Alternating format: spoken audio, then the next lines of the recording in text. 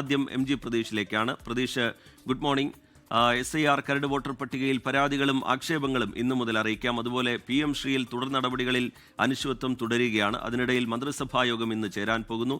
അങ്ങനെ നിരവധി വാർത്തകൾ, ശബരിമല സ്വർണ്ണക്കൊള്ളയുമായി ബന്ധപ്പെട്ട് അതിൻ്റെ അന്വേഷണവുമായി ബന്ധപ്പെട്ടുള്ള ഫോളോ അപ്പുകൾ ഒക്കെ ഇന്ന് തിരുവനന്തപുരം കേന്ദ്രീകരിച്ച്, തെക്കൻ കേരളം കേന്ദ്രീകരിച്ച് നമ്മൾ പ്രതീക്ഷിക്കുന്നുണ്ട്. വിവരങ്ങൾ എങ്ങനെയാണ് MG പ്രതീഷ്?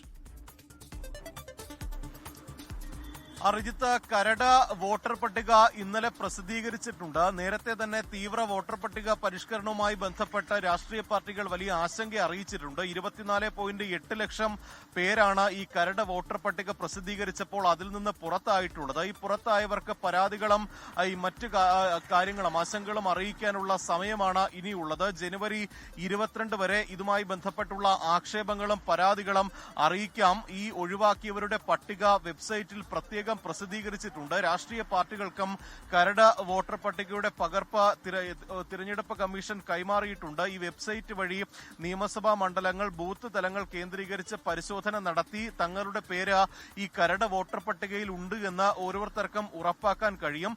ഈ കൃത്യമായി പരാതികൾ നൽകി ആ വോട്ടർ പട്ടികയിൽ നിന്ന് പുറത്തായവർ അതിന്റെ കാരണം ബോധിപ്പിച്ചാൽ അതിനു വേണ്ടിയിട്ടുള്ള പരിഹാരം ഉറപ്പാക്കും എന്നതാണ് തിരഞ്ഞെടുപ്പ് കമ്മീഷൻ അറിയിച്ചിരിക്കുന്നത്. അർഹതപ്പെട്ട ആരെയും വോട്ടർ ലിസ്റ്റിൽ നിന്ന് പുറത്താക്കില്ല, അവർക്ക് പുറത്തു പോകേണ്ട സാഹചര്യം ഉണ്ടാകില്ല എന്നുകൂടി മുഖ്യ തെരഞ്ഞെടുപ്പ് ഓഫീസർ ഉറപ്പ് നൽകുന്നുണ്ട്. അതാണ് ഇന്നത്തെ പ്രധാനപ്പെട്ട ഒരു കാര്യം. മറ്റൊന്ന്, മന്ത്രിസഭാ യോഗം ഇന്ന് നടക്കുന്നുണ്ട്. ഈ മന്ത്രിമാർ പ്രധാനമായും ഒരു മന്ത്രിസഭാ യോഗത്തിന് ശേഷം പ്രസന്റേഷൻ മുഖ്യമന്ത്രിക്ക് മുന്നിൽ അവതരിപ്പിക്കും. നിയമസഭാ തിരഞ്ഞെടുപ്പ് മുന്നിൽ കണ്ടാണ് വകുപ്പുമായി ബന്ധപ്പെട്ട ഇനി നടപ്പാക്കാൻ പോകുന്ന പദ്ധതികൾ, ഒപ്പം ഈ പൂർത്തിയായി കഴിഞ്ഞ പദ്ധതികൾ, ഇതിന്റെ ഒരു പ്രസന്റേഷൻ ആയിരിക്കും മന്ത്രിമാർ മുഖ്യമന്ത്രിക്ക് മുന്നിൽ അവതരിപ്പിക്കുന്നത്.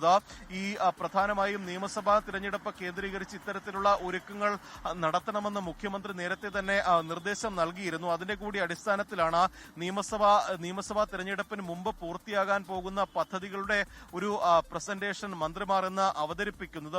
ലോകത്തെവിടെയായാലും ഏത് സമയത്തും 24 വാർത്തകളും ഓഗ്മെന്റഡ് റിയാലിറ്റി പാക്കേജുകളും എക്സ്പ്ലെയിനറുകളും വിശദമായി കാണാൻ ഞങ്ങളുടെ YouTube ചാനൽ നിങ്ങൾക്ക് സബ്സ്ക്രൈബ് ചെയ്യാം.